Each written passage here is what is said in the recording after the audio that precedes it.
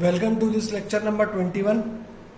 In today's lecture, students, first of all I would like to tell you in the previous lectures we have completed Laplace transformation, जिसमें हमने और फिर second lecture में हमने numericals भी कर लिए हैं, ठीक है ना।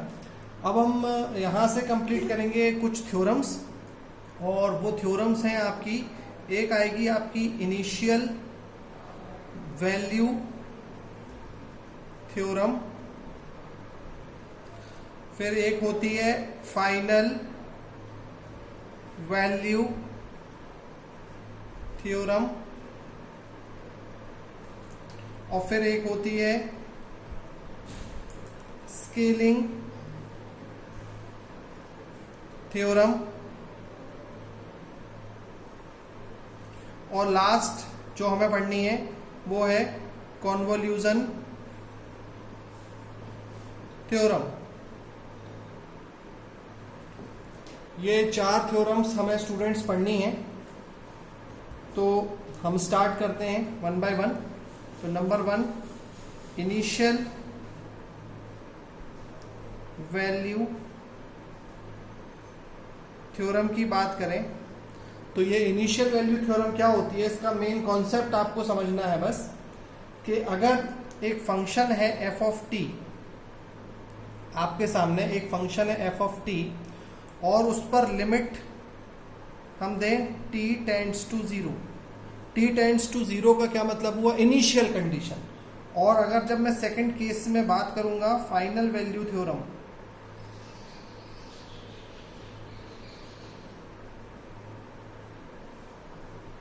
तो उसमें भी एक फंक्शन होगा एफ ऑफ टी, और उसमें होगा लिमिट t टेंड्स टू, अब फाइनल वैल्यू मतलब t टेंड्स टू क्या हम ले लेंगे यहाँ पर, t टेंड्स टू इन्फिनिटी ले लेंगे। आपको ये समझ में आ गया होगा। तो इसका आंसर और इसका आंसर लाप्लास के डोमेन में क्या होगा, जब हम बोलेंगे t टेंड्स टू जीरो, तब लाप्लास में होगा, इसका मतलब limit s tends to infinity s into f of s। ये आप लोगों की बात समझ में आ गई होगी। Okay, limit s tends to infinity s into f of s, और यहां पर हो जाएगा limit s tends to zero. अगर t इन्फिनिटी है तो यहां s टेंड्स टू जीरो और s into f of s। ये बड़ा आपको इजीली समझ में आया होगा ये कॉन्सेप्ट, इनिशियल वैल्यू थ्योरम और फाइनल वैल्यू थ्योरम का। अब इससे पहले कि मैं आपको आगे बढ़ाऊं और ये स्केलिंग थ्योरम पढ़ाऊं, उससे पहले हम एक एग्जांपल सॉल्व करते हैं। Example,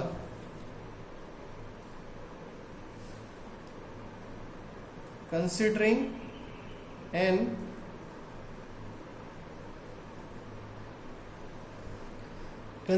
example. क्वेश्चन है, एक फंक्शन है f of s equal to 2/s minus 1 divided by s plus 3 suppose, और आपको बोला है, ये आपका क्वेश्चन है, और आपको बोला है find initial and final values.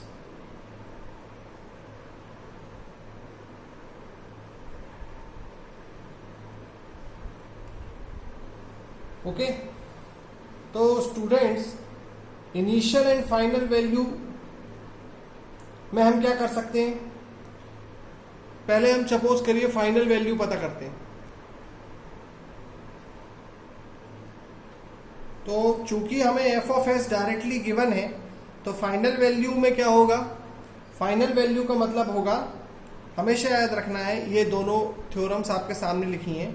Final value में जब टाइम डोमेन में अगर कोई फंक्शन है तो t टेंड्स टू इन्फिनिटी लेंगे, और फाइनल वैल्यू में अगर f of s directly given है तो s टेंड्स टू जीरो लेंगे।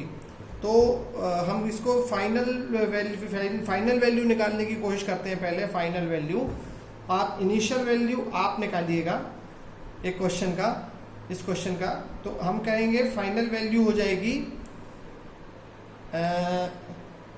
S into f of s equal to हो जाएगा एस, तो s into 2/s minus 1 divided by s plus 3, तो ये हमें मिलेगा 2 minus s divided by s plus 3। अब इसको आगे कैसे बढ़ेंगे? फाइनल वैल्यू का मतलब f of infinity, f function की फाइनल वैल्यू हो जाएगी लिमिट, ये है formula, s tends to 0 s into f of s, ये वाला। तो ये है s into f of s की वैल्यू कितनी है? 2 minus s divided by s plus 3, तो s की वैल्यू 0 पुट करें, 0 पुट करें तो 0/3 0 2, तो आंसर आ गया आपका 2। तो ये बस मैंने यूं ही करके बता दिया एक क्वेश्चन। ये एक बेसिक चीजें हैं जो छूट गई थी आज के लेक्चर में, इतना ज़्यादा भी कुछ हैवी नहीं है, सिर्फ आपको जो पुराना लेक्चर था, मेरा वीडियो था, न्यूमेरिकल था, उसके बाद जो कुछ बची हुई चीज़ें थी वो यहाँ आ गई, और एक जो फाइनल आपके दिमाग में हमेशा रहना चाहिए वो आपको मालूम होना चाहिए, इनिशियल वैल्यू और फाइनल वैल्यू। अब एक क्वेश्चन से आप दोनों समझ गए हो कि अगर टाइम के रिस्पेक्ट में गिवन है तो आप टाइम के रिस्पेक्ट में t टेंड्स टू 0 करके इनिशियल, और फंक्शन अगर लाप्लास के फॉर्म में निकाल रहा हो तो s into f of S करके, तो चाहे यहाँ चाहे यहाँ चाहे यहाँ चाहे यहाँ कोई भी चीज़ निकाल सकते हैं। अभी अगर बाई चांस हमें एफ ऑफ टी निकालते हैं, हम मान लो हम फाइनल वैल्यू ही निकाल रहे हैं और एफ ऑफ टी निकालते, तो एफ ऑफ टी क्या हो जाता है इसका बताइए जरा, हम यहीं के ही निकाल लेते हैं एफ ऑफ टी। हम दूसरा प्रोसेस भी अपना लेते तो 2/s हो जाता 2, 1/s का 2 minus e to the power of minus 3t, ये आ जाती है हमारी, क्या आ जाती है हमारी बताइए, ये आ जाता है हमारा टाइम डोमेन में फंक्शन का वैल्यू। और टाइम डोमेन में अगर फंक्शन का वैल्यू आ गया है तो हमें मिलता t टेंड्स टू इन्फिनिटी कर देंगे अगर हम, तो t की वैल्यू इन्फिनिटी अगर हम पुट करेंगे यहाँ पे, तो by putting t equal to infinity, e की पावर, देखो ये बहुत इंपॉर्टेंट कॉन्सेप्ट है, कई लोगों को नहीं पता रहता, e की पावर प्लस इन्फिनिटी और e की पावर माइनस इन्फिनिटी क्या होता है? e की पावर प्लस इन्फिनिटी इन्फिनिटी होगा और e की पावर माइनस इन्फिनिटी 0 होगा, समझ में आ गया? तो e की पावर माइनस इन्फिनिटी 0 और 2 माइनस 0 इक्वल टू 2, यहां से भी आ गया आंसर सेम टू सेम 2। तो कहने का मतलब ये है कि आप कहीं से भी निकाल सकते हो उस चीज को, आपको कॉन्सेप्ट मालूम होना चाहिए इनिशियल वैल्यू थ्योरम और फाइनल वैल्यू थ्योरम का। ऑलराइट,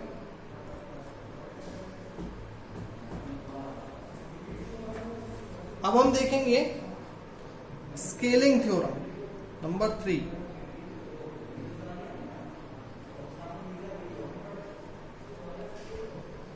स्केलिंग थ्योरम, और स्केलिंग थ्योरम क्या कहती है?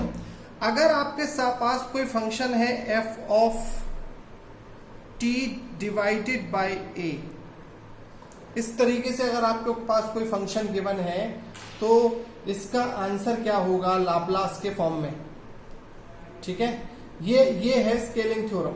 और तो स्केलिंग थ्योरम कहती है कि अगर f of t by a एक फंक्शन है आपके पास, तो इसका आंसर हो जाएगा f ऑफ s में इन लाप्लास, ये फंक्शन है अगर, तो ये हो जाएगा a into f of S A.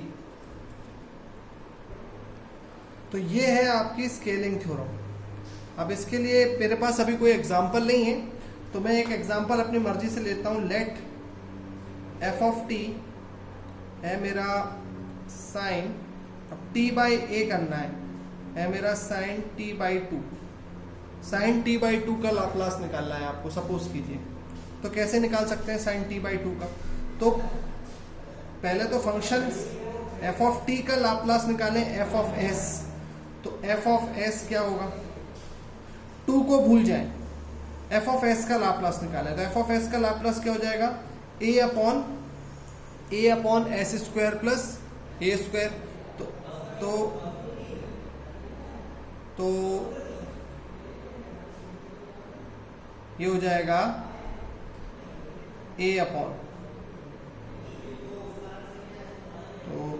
1 upon S square plus 1। ठीक है, अब t is replaced by t by 2, 1/2। तो हम इसमें क्या करेंगे, a मल्टीप्लाई हो जाएगा और s के जहां भी अंदर s है वहां पर भी वो मल्टीप्लाई हो जाएगा। तो फंक्शन हो जाएगा 1 अपॉन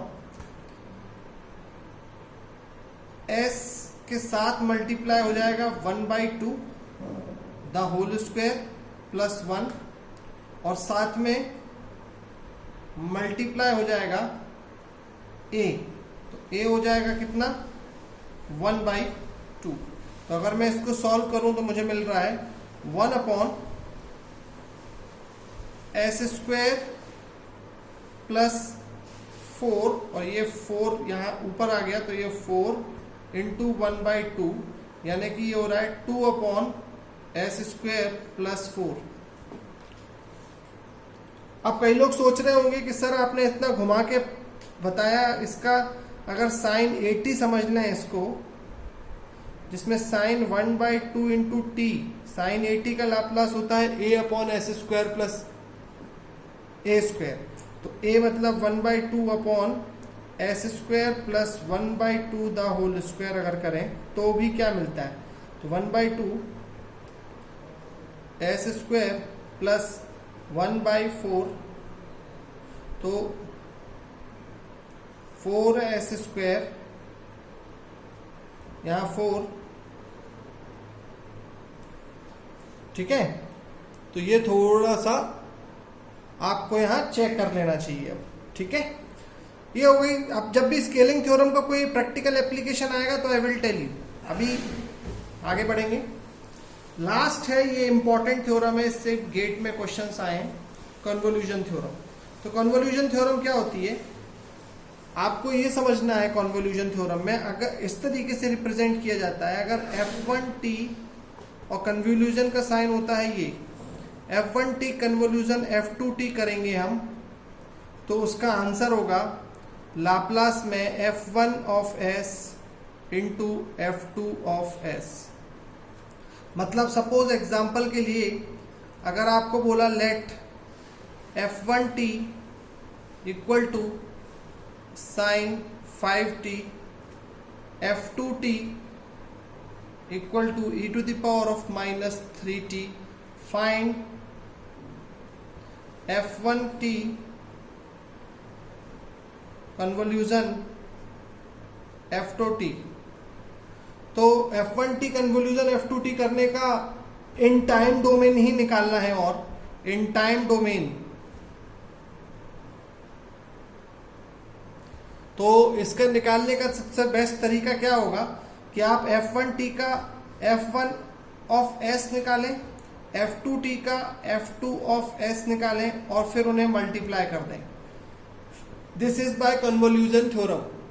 तो इसका मतलब f1 ऑफ s क्या होगा, f1 ऑफ s हो जाएगा साइन 5t का लाप्लास, जो कि होता है 5 divided by s square plus 25 into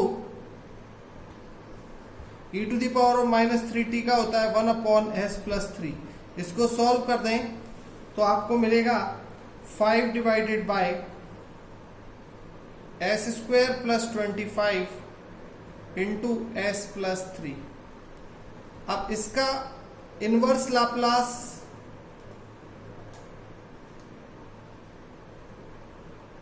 लिया जा सकता है। तो inverse Laplace by partial fraction हम कर सकते हैं। तो ये बहुत सारे मेथड हैं, आप लोगों ने सीखे होंगे पार्शियल फ्रैक्शन से कैसे हम इसको कन्वर्ट कर सकते हैं। तो अब हम कुछ ऐसे चीज़ों के बारे में भी मैं 2-3 एग्जाम्पल बताऊंगा, आप लोगों ने पहले ही पढ़ा हुआ है, उस बाकी एग्जाम्पल्स आपको आना चाहिए। यहाँ से अगर हमें इन्वर्स करना है किसी भी फंक्शन का तो कैसे करेंगे। तो कुल मिला के ये आप नोट कर लीजिए। और आपने यूनिट नंबर 3 में अब कुल मिला के क्या क्या सीख लिया है।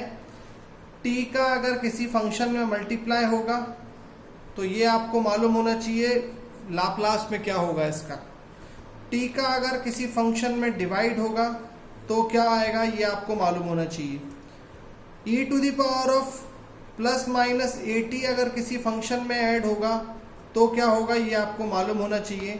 कन्वॉल्यूशन क्या होगा ये मालूम होना चाहिए। इनिशियल और फाइनल वैल्यू क्या होगी ये मालूम होना चाहिए। और साथ में मालूम होना चाहिए कुछ फंक्शंस गिने चुने, एक्सपोनेंशियल का, कांस्टेंट का, साइन का, कॉस का, t की पावर n का, इनका लाप्लास तो हमेशा याद रहना चाहिए। तो अगर मैं फॉर्मूला शीट बनाऊं तो 5 से 6 चीजें आपके पास हमेशा होना चाहिए याद आपको। तो अब हम एक नए टॉपिक की ओर बढ़ेंगे आज ही, अभी इसी वीडियो में, और उसको एंड करेंगे, और वो है how to calculate inverse Laplace. तो इनवर्स लाप्लास के लिए मैं कुछ एग्जांपल्स ले लेता हूं। जैसे एग्जांपल है find f of t of the following. कुछ फंक्शंस का इनवर्स निकालते हैं हम। जैसे एग्जांपल के तौर पे आपको गिवन है, एग्जांपल नंबर 1 है f ऑफ s गिवन है आपको 1 divided by s square plus, मैं अपने आप से ले लेता हूं 10s प्लस 10। इसका इनवर्स करना है। तो स्टूडेंट आप देख सकते हो कि यहां पर s स्क्वायर टर्म आ गई है। तो s स्क्वायर टर्म जब भी आती है तो हमारे दिमाग में आना चाहिए या तो sin AT आएगा या cos AT आ सकता है। तो क्या हम इस इक्वेशन को मिडिल टर्म स्प्लिटिंग में कर सकते हैं या नहीं कर सकते हैं, तो वो तो बाद की प्रक्रिया है। लेकिन ये जो टर्म होती है, अगर मैं एक फॉर्मूला लिखूं a plus b the whole square का क्या फॉर्मूला होता है, तो उसमें होता है a square plus b square plus 2ab। ये आपको मालूम होगा। तो ये जो 2ab है, हम अज्यूम कर लेते हैं कि ये जो 10s है ये 2ab है। तो 2ab को अगर मैं 10s अज्यूम कर लूं और s स्क्वायर में से एक s को a अज्यूम कर लूं, मतलब ये हमेशा मुझे अज्यूम करके रखना है। जब भी मैं क्वाड्रेटिक इक्वेशन देखूंगा तो s स्क्वायर में से s को a अज्यूम कर लिया है अगर मैंने, तो 2ab को हमें अज्यूम करना पड़ेगा वो वाली टर्म जिसका कोफिशिएंट, मतलब जिसमें अकेला s जुड़ा हुआ है ना, उसको हमें 2ab अज्यूम करना पड़ेगा। इससे क्या फायदा होगा वो मैं अभी आपको बताता हूं। अगर s a है तो 2 into s into b equal to 10s, s से s कट गए तो b मिल गया मुझे 5। सही है। तो इसका मतलब ये है कि b अगर मैंने 5 अपने दिमाग में, अभी मैंने आपको यहाँ कैलकुलेट करके बता दिया है, ये मैं समझ लो रफ किया है। तो अगर मैंने दिमाग में b इक्वल टू 5 निकाल लिया है, तो अब आप देखो मैं इस इक्वेशन को क्या लिख सकता हूं। मैं इसको लिख सकता हूं 1 upon s plus 5 the whole square. अभी मैंने सिर्फ इतना लिखा, तो देखो मुझे क्या क्या मिल गया। s plus 5 the whole square लिखते ही साथ ये मैं अभी फिलहाल 100 ले लेता हूं, इसको 100 कर लेता हूं, है ना। s plus 5 the whole square लिखते ही साथ मुझे मिलता है, इसको अगर मैं लिखूं तो क्या मिल रहा है, s square plus 2ab 10s plus 25। मतलब अगर मैं ऐसा लिखता हूं तो मुझे इतनी क्वांटिटी मिल रही है और मुझे चाहिए है ये क्वांटिटी, और ये क्वांटिटी में और ये क्वांटिटी में सिर्फ एक ही डिफरेंस है कि इस क्वांटिटी में 100 है, यहाँ 25 है, और इसका एक मतलब ये भी है। s plus 5 the whole square के आगे अगर मैं प्लस 75 लिख दूं इस तरह, तो आराम से आप कह सकते हैं कि ये दोनों इक्वेशन अब बैलेंस हो चुकी हैं। ऐसा लिखने से फायदा ये हुआ कि s plus 5 the whole square लिखा मैंने, तो यहाँ मुझे, अब मैं इसको देखो कैसे चेंज करूंगा।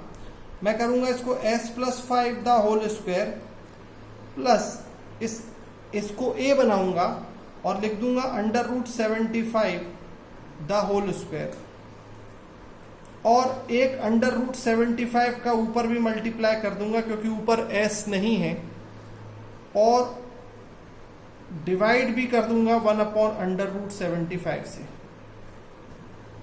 मैंने ऐसा इसलिए किया ताकि a upon S square plus A square का फॉर्मूला लग जाए और s शिफ्टेड बाय 5।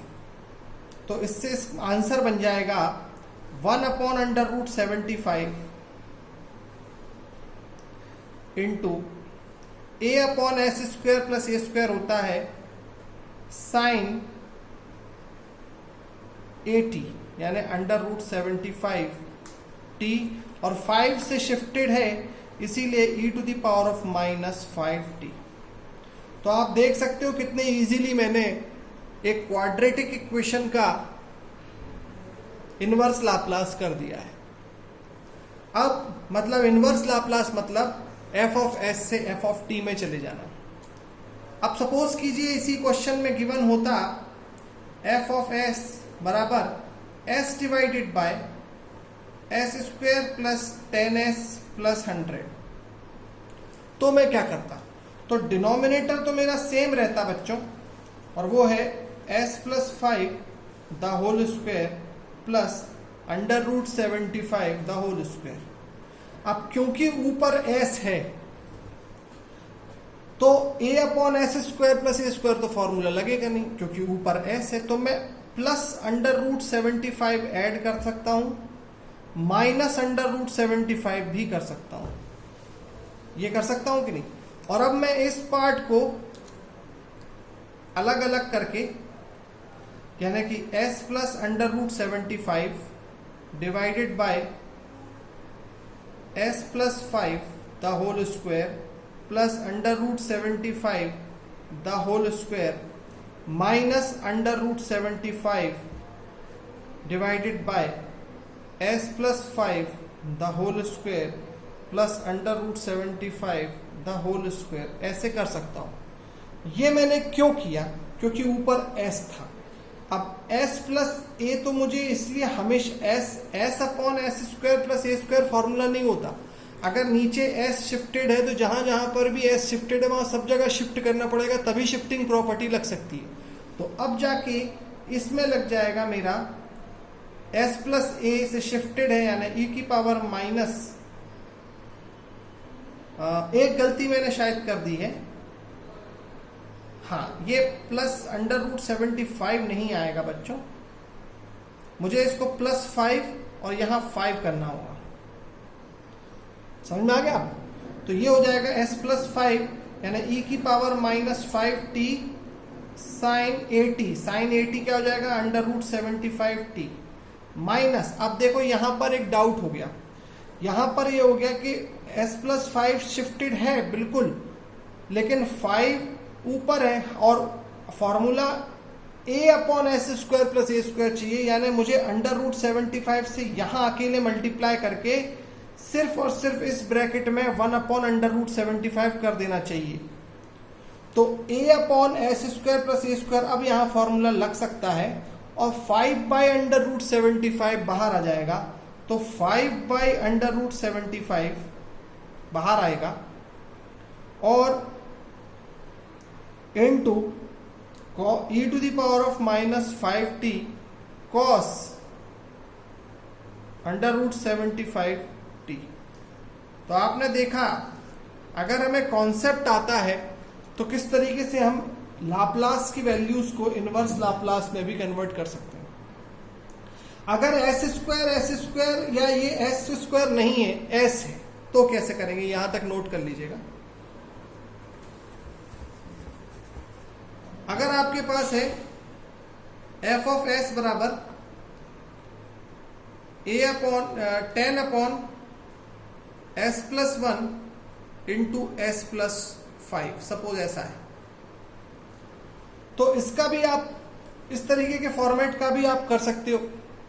इसको आप लिख सकते हो अपने पार्शियल फ्रैक्शन में a divided by s plus 1 plus b divided by s plus 5। अब ऐसा करने के बाद क्या होगा?